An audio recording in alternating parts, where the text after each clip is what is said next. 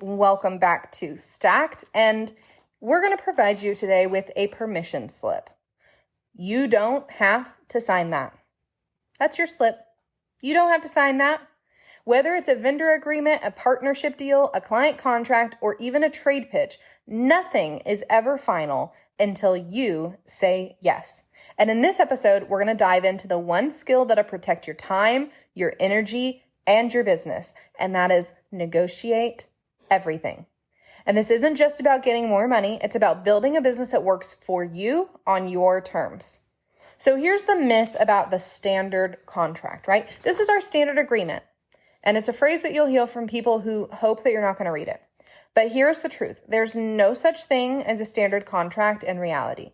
Every clause, every deliverable, every payment term, it is all negotiable. Now, the other party might not be willing to negotiate with you. And if it's a deal that you're like, this has to be here, then maybe it's a deal you walk away from. But it is possible to negotiate every contract. We've seen people lock themselves into terrible retainers or maybe one-sided licensing and non-competes that don't work for them, which, by the way, a lot of non-competes are not legal in every state. So also be aware of some of your state laws.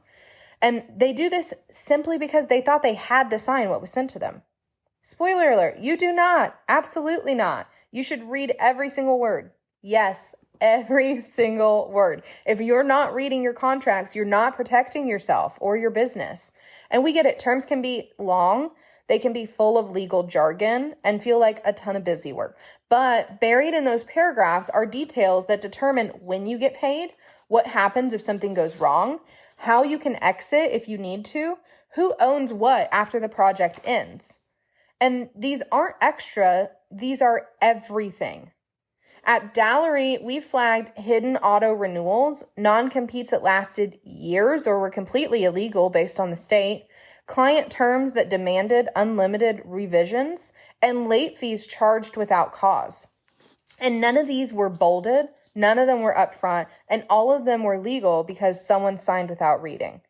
And if you can't read legal jargon, guess what? We are in the world of AI. You don't have to. If you don't have a lawyer, if you can't hire a lawyer or you don't have the funds to do so, one, you can use things like Legal Shield. That's a very affordable rate monthly to help out with that. But you can also throw things in ChatGPT and just ask for further context. Or what we love to do is say, hey, take this legal contract and put it in layman's terms. Make it where a sixth grader can understand what's happening here. Because sometimes I like to dumb it down so I know for sure I'm understanding the context correctly.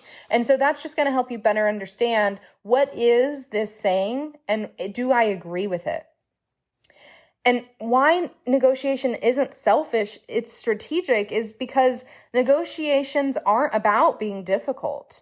As long as you do them correctly, you can be disrespectful in negotiations, but you don't have to be. Negotiations are really about clarity. And it's about creating agreements that protect momentum, not drain you of your energy. And if your nervous system is fried every time a payment is late or the scope line gets blurry, then that's not a business. That's a hostage situation. And we refuse to be held hostage by anybody or anything. Not our business, not our systems, not our clients. And we teach our clients to ask, what would make this deal feel great? And then work backwards. Because here's some real examples of terms that we've negotiated and why. The 10% revenue share. We proposed a performance-based fee instead of a flat setup price. And they kept cash flow, we kept upside, win-win. We negotiate that percentage on every revenue share as well to make sure that it does in fact make sense for both parties, because not every business can provide 10% of new business. Some can only provide 1%.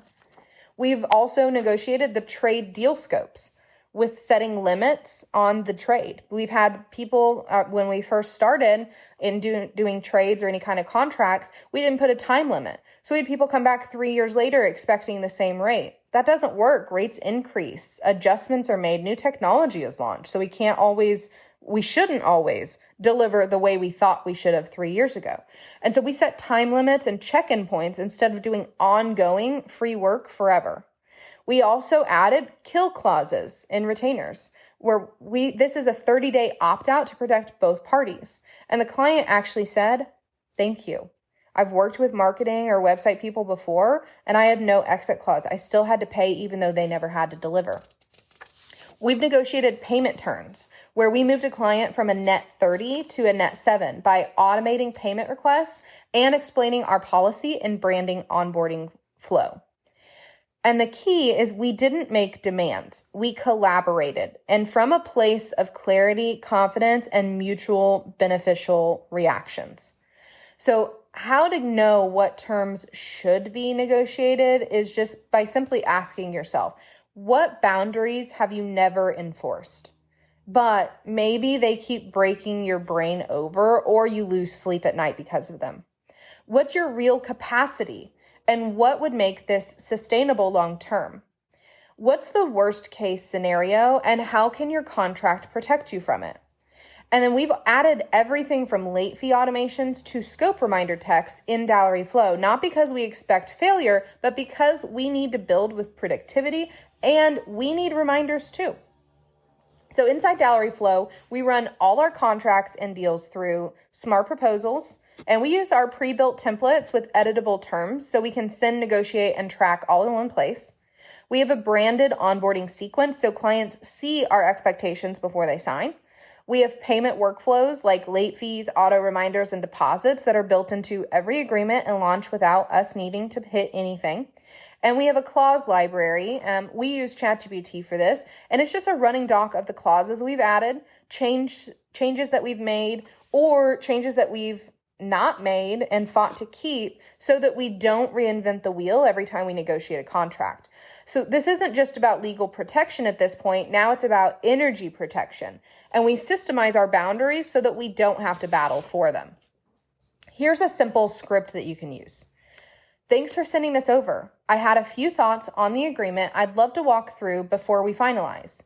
Just want to make sure this sets both of us up for success.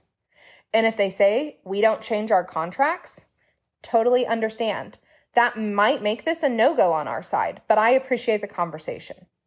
Your nervous system is more important than their convenience, and you need to negotiate like you plan to enjoy the deal. So if there's deal breakers in there for you, don't sign it. But you won't know if you don't read. So please read, and if it includes deal breakers, don't sign.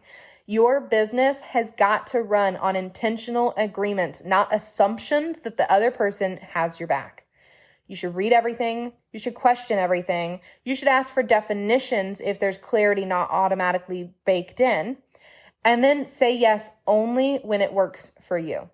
This is Stacked, where we automate, elevate, and repeat.